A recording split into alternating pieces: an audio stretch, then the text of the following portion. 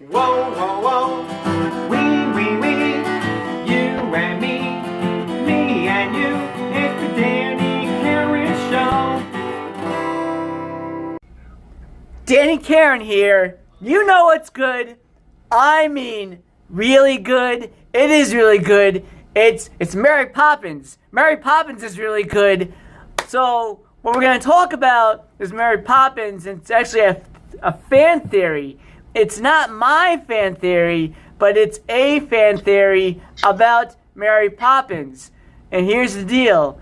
Mary Poppins took care of Bert when Bert was a child. Alright? Ready? Hear me out. So in the beginning of Mary Poppins, Bert says, winds in the east, someone brewing in, something's about to happen again. I forgot the real words, but because what he's talking about in that one little monologue is Mary Poppins took care of him, and now she's gonna come back to take care of the Banks family. All right, that's the first thing.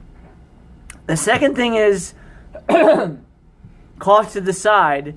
No, the second thing is when during the It's a Jolly Holiday with Mary song, Mary sings about intricate details about Bert's life.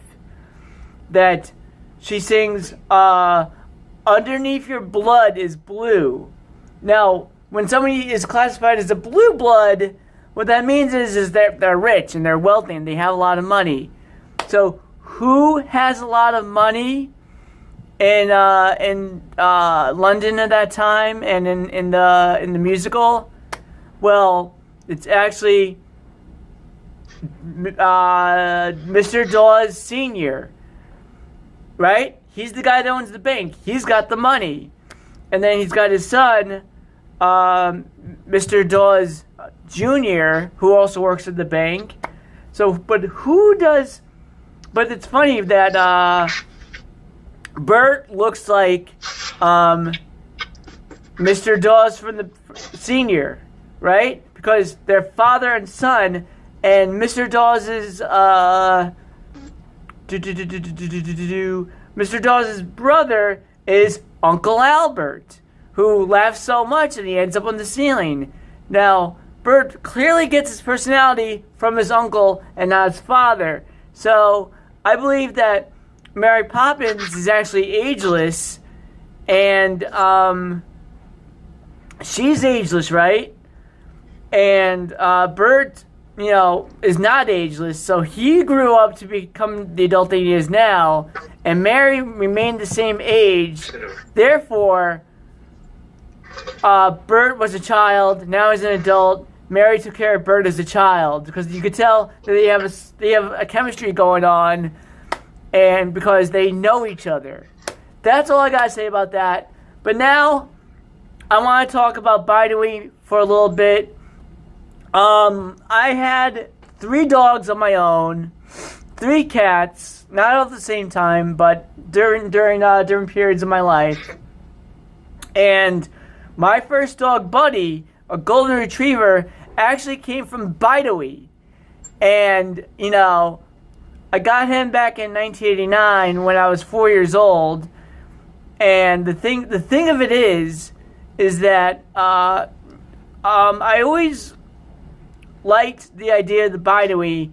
Never been there myself, but and then my friend started working at the Bidawee, and I was just like, whoa, I love that place. We gotta talk about it here on the show. So, without further ado, please welcome Uncle Mark and Amber. Yay! Woo! And here they are on the phone train. Do.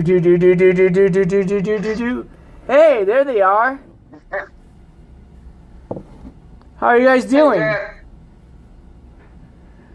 So, how are you? Good. So, can you tell us a little bit about how you got started with the Bidawee?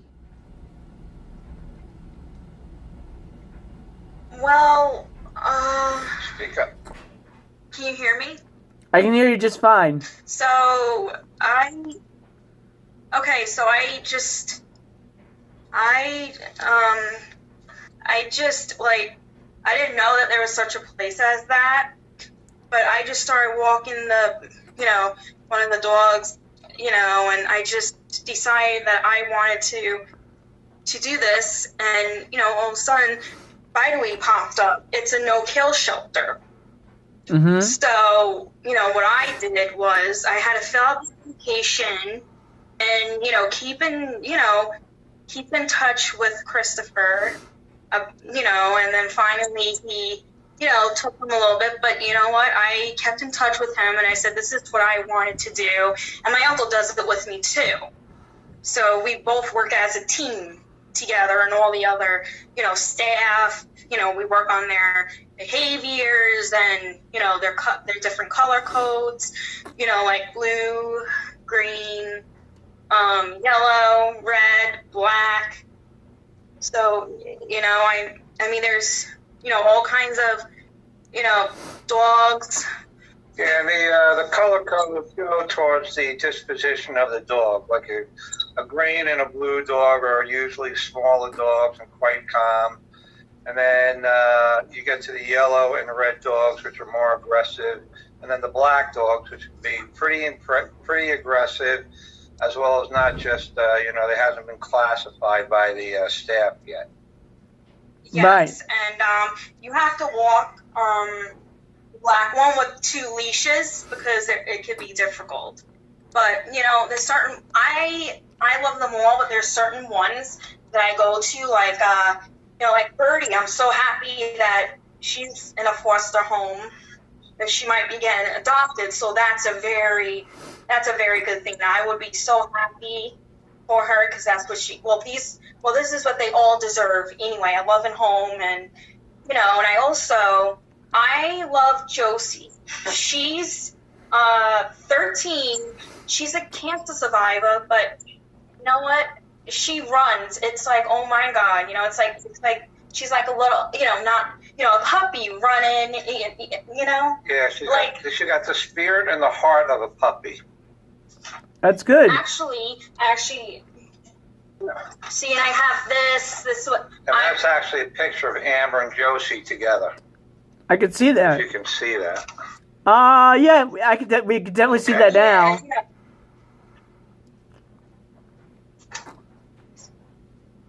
Yeah, and she's just, she's really good to, she can, some of them can be strong, but, but they're so easy, some of them are so easy to work with.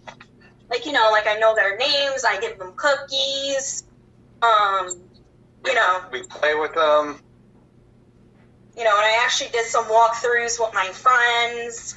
And right now we're looking for a couple people to, to foster the dogs. There are still some available, and then there's the Bidawee website, and, I mean, it's a good environment where we volunteer.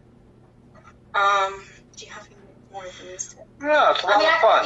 It's a lot of fun, it's definitely a challenge. Yeah, at times it can be a challenge, but it's a lot of fun. It's very rewarding, and you're doing something nice for the dogs. And they also have cats there, but since Amber's allergic to cats, we stay away from the cats. And we keep the cats and the dogs separate as well. But Bidawee's a great place, and you should actually, for your viewers out there, if they're ever looking to adopt a puppy or a dog or a kitten or a cat, they should definitely give them a call or check out the Bidawee website. Wow. And I actually got a reward from my boss, Christopher. He's awesome, and, and he wanted me, to be noticed, and I work, I work with, there's one that has, half of reputation. His name is Luke, and he's 5, but, it just, some of them come back, but, it's good for them to get out, and, we clean dishes, we Yeah, we do laundry. There's all sorts of stuff you can do to pitch in when you get there. You do what you feel comfortable with. They don't push you to do anything. And like I said, it's a lot of fun. It's a lot of, fun, and I'm, so happy that, that we got to do this, and, it's nice to see the dogs. I mean, I have 2 dogs of my own, but, and I also volunteer at the YMCA, child watch, but, I keep myself, busy with my schedule, I know. Are you there? I'm here, and I know.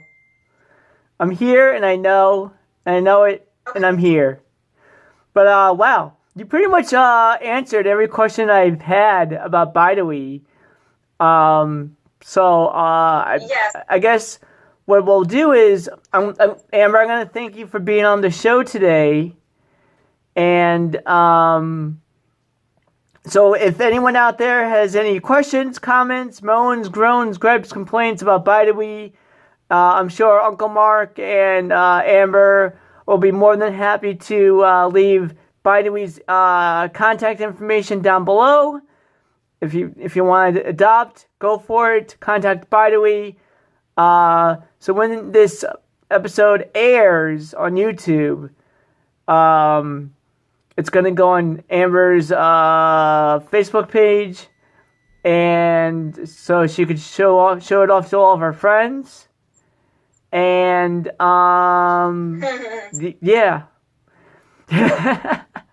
And that'll be great. So thank you, Amber and Uncle Mark. Yes. You're welcome. Okay. Thanks for having us on the show, Daniel. Yes. Always a pleasure. Very good, So, thank you so much. So, see ya.